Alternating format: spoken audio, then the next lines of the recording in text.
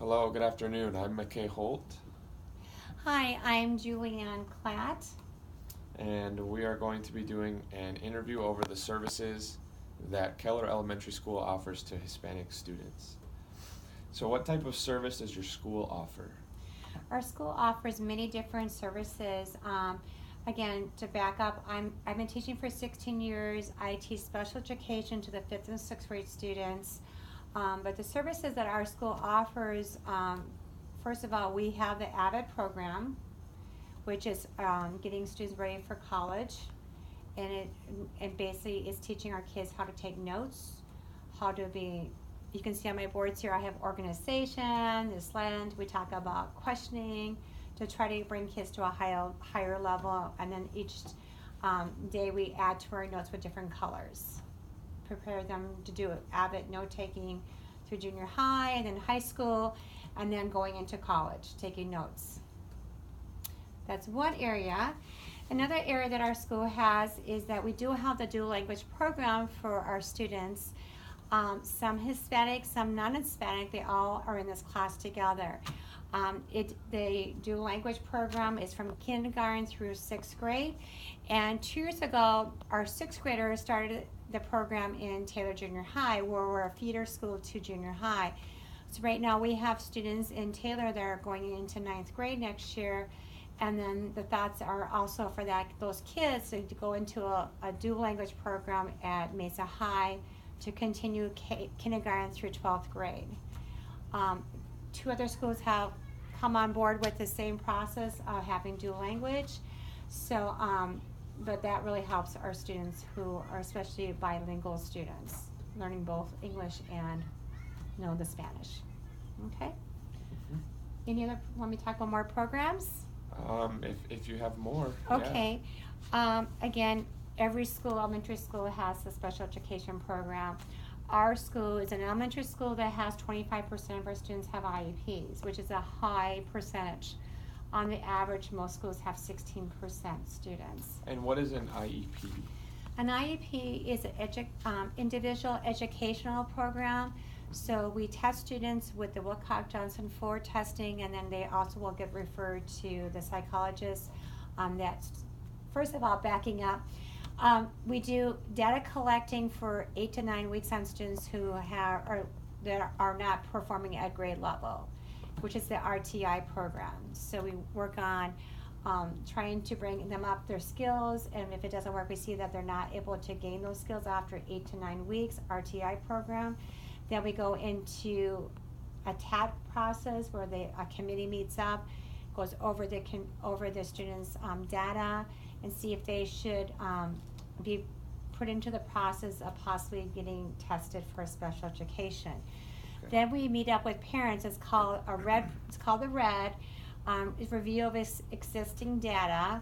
So we talk with parents and all the staff members who would be involved with that process. We talk about the options to parents if they want to test their child or not. This is the data we have that we've collected, and they haven't moved up. They need more support. Parents can either say, yes, I want to test, or no, I don't want to test. And most parents will say yes because they want their child to be successful. There is absolutely no stigma at our school with special education at all. We have a high number, and kids look at it as extra support.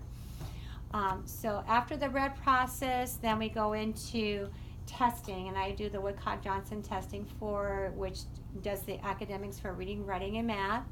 And then the psychologist will test for IQ, looking for discrepancy in their performance compared to where their IQ is. And there's different eligibilities. Discrepancies would be like specific learning disability students.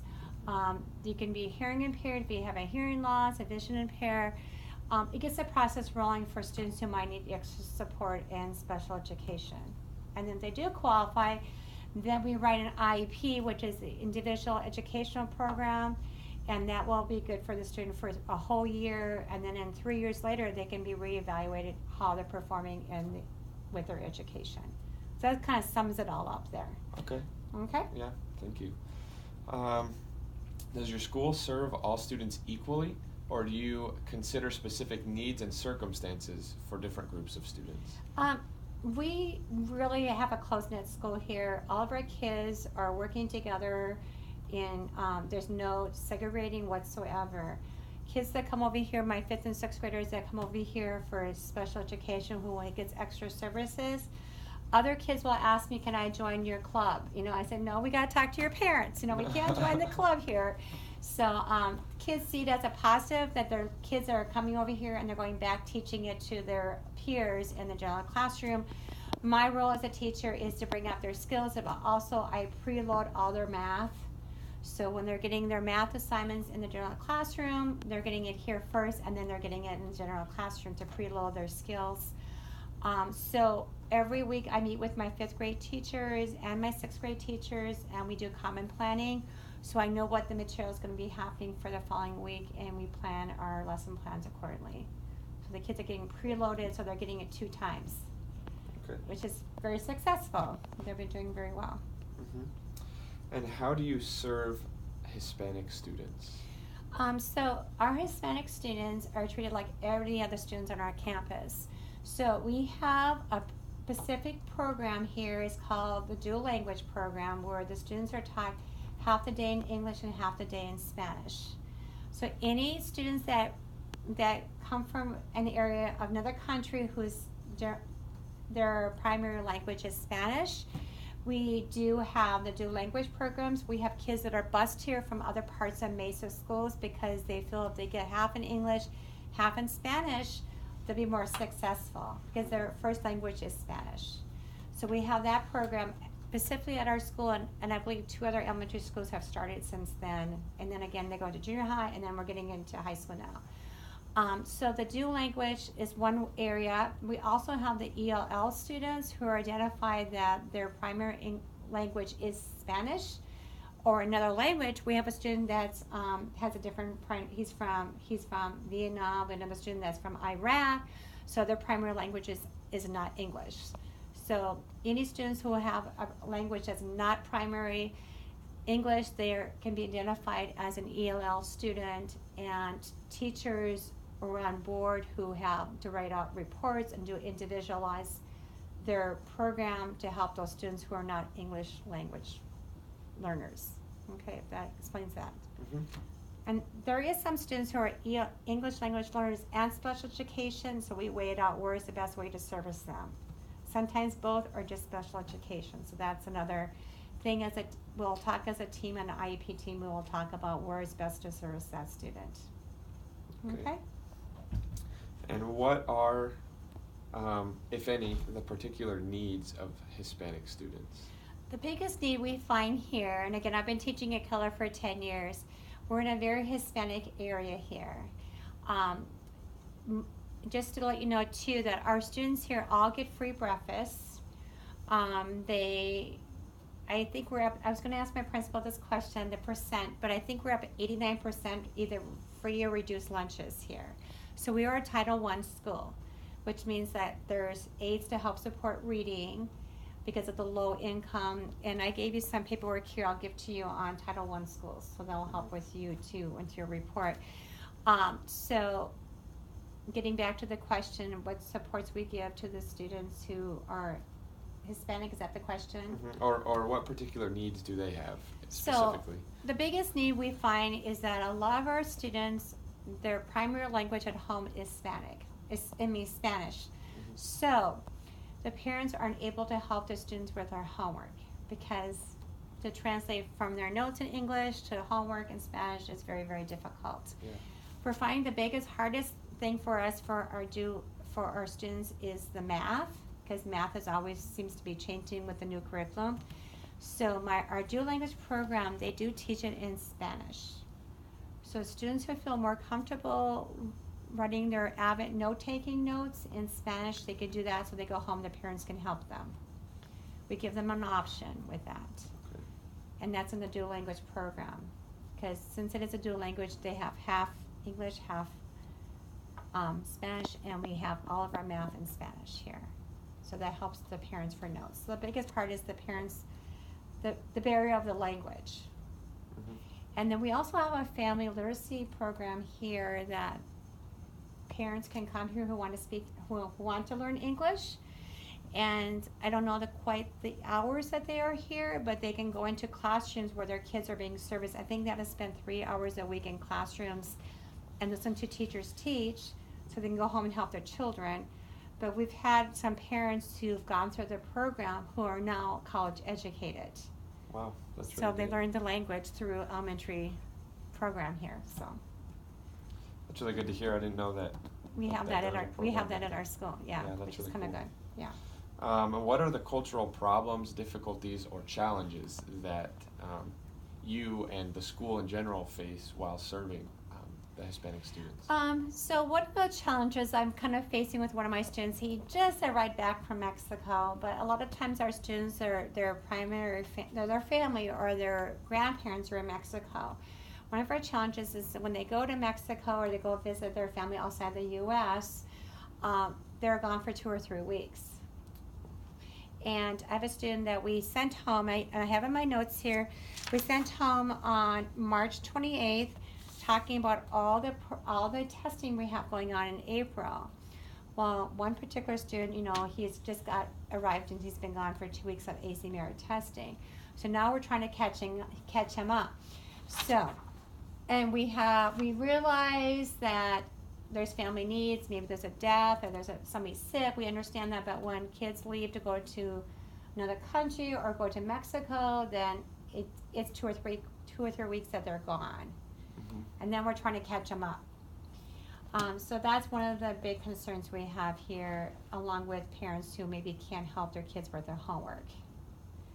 So all of our literature that goes out from our school, since we have a high Hispanic area here, we have the front is in English and the back is in Spanish. We have it so parents know there's 2 sides.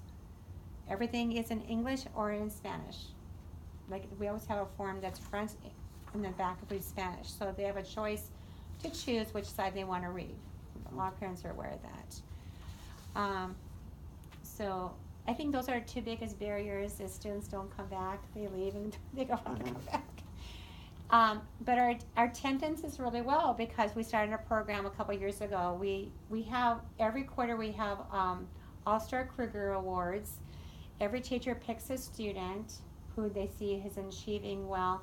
And we also have the kids stand up who have very good attendance. So, and they get a button.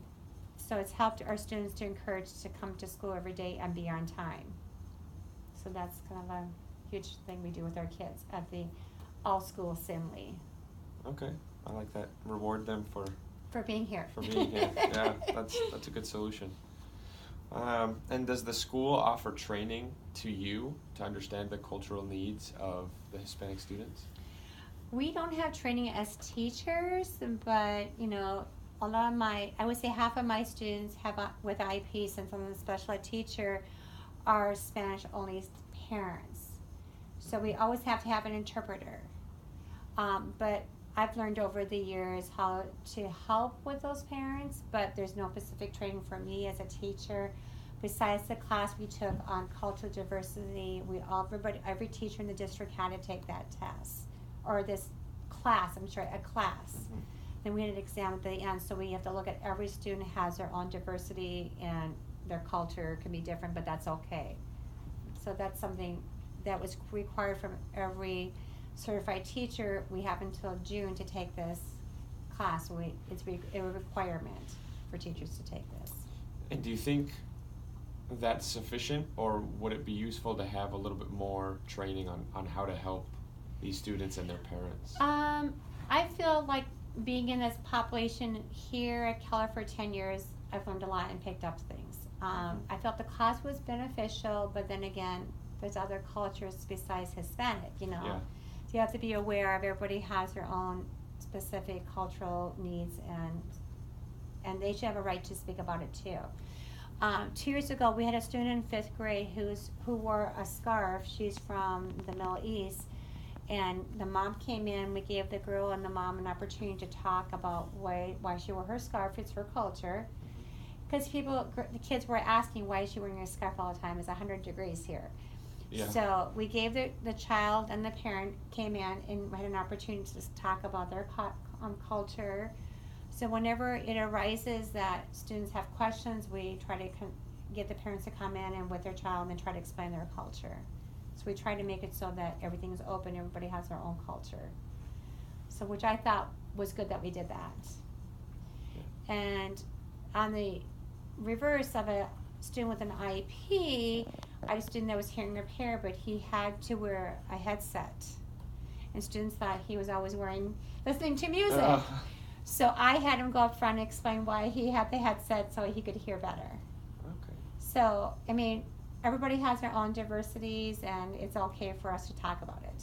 So I guess does that answer your question a little bit, what we did? Yeah. Yeah, Okay. it does. Well, thank you. Okay, any other questions you might have, or kind of a sum up what we do here? No, I think that's okay. I think Okay. I kind of understand it. Okay, thank you. Thanks for coming. Thank you.